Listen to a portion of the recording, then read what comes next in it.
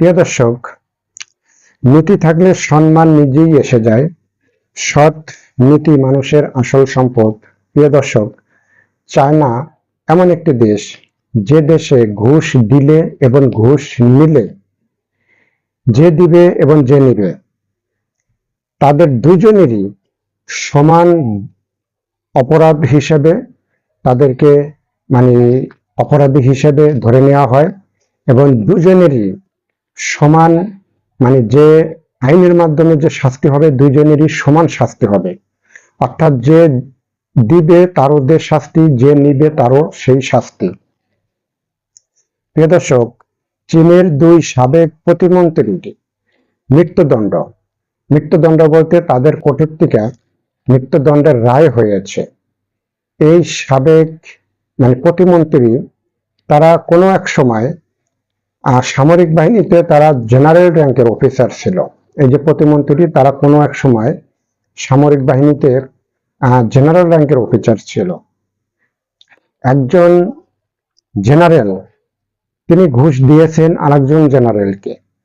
এই জিনিসটা দীর্ঘদিন পরে ধরা পড়েছে। এখন যিনি ঘুষ দিয়েছেন এবং যিনি ঘুষ নিয়েছেন তাদের দেখেন, এই জেনারেল র্যাঙ্কের অফিসাররা তারা কিন্তু শুধু জেনারেল, তারা জেনারেল র্যাঙ্ক পর্যন্ত চাকরি করতে করতে জেনারেল র্যাঙ্ক পর্যন্ত গেছে, তারপরে আবার তারা প্রতিমন্ত্রী হয়েছিলেন।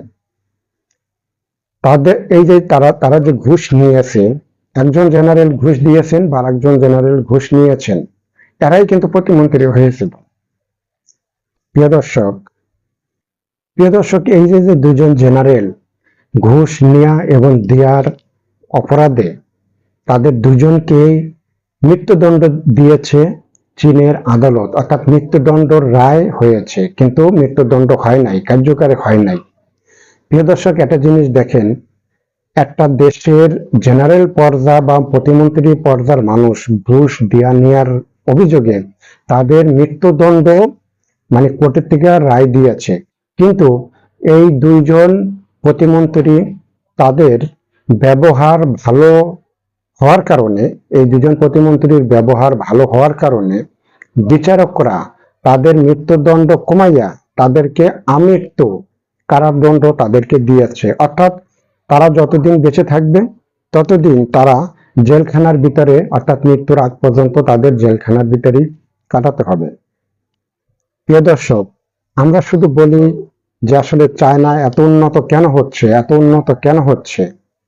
প্রিয় দর্শক, আমাদের দেশে এই যে আইন, এই আইনগুলি যদি প্রিয় দর্শক আমাদের দেশে করা হতো, আমাদের দেশে যদি প্রিয় দর্শক এই আইনগুলি করা হতো, তাহলে আমাদের দেশটা, আমি মালয়েশিয়ার মতো বলবো না, যে সিঙ্গাপুরের মতো বলবো না, যে আমাদের দেশটা অন্তত পক্ষে চায়নার মতো তো একটু ডেভেলপ হতে পারতো না, চায়নার মতোই ডেভেলপ হতে পারতো।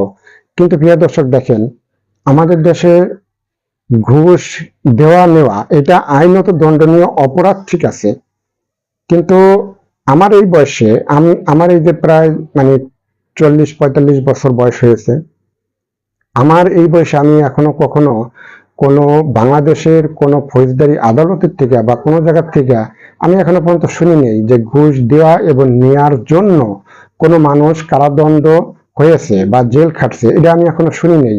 কিন্তু হয়েছে হয়তো, কিন্তু এখনো আমি পর্যন্ত শুনি নেই। এখন আপনারা শুনছেন কিনা সেটা জানি না। এবং বাংলাদেশে যদি এরকম ঘটনা, বাংলাদেশে মন্ত্রী পর্যায়ে যদি এরকম কোনো আইন পাশ করা হতো, আমাদের দেশে আসলে আমি এখনো পর্যন্ত শুনি নেই। আইন আছে, আমাদের দেশে আইন আছে, কিন্তু এখনো পর্যন্ত কোনো শুনি নেই যে আসলে কোনো ভিআইপি পার্সন এই কাজের জন্য, সেই কাজের জন্য, বা এই ঘুষ নেওয়ার জন্য, সেই ঘুষ নেওয়ার জন্য তাদের কারাদণ্ড হয়েছে বা চাকরির থেকে বাদ দেওয়া হয়েছে। অন্তত পক্ষে কারাদণ্ডটা বাদ দেই। এই ধরনের কাজ যদি কেউ করে তাহলে অন্তত পক্ষে তাকে আমরা চাকরির থেকে তো বাদ দিতে পারি, যে ঠিক আছে চাকরির থেকে তারে বাদ দেই, ভাই ফাঁসি তো থাক দূরের কথা।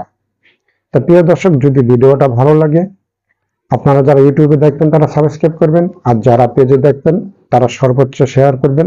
সবাই ভালো থাকবেন, সুস্থ থাকবেন। আসসালামু আলাইকুম।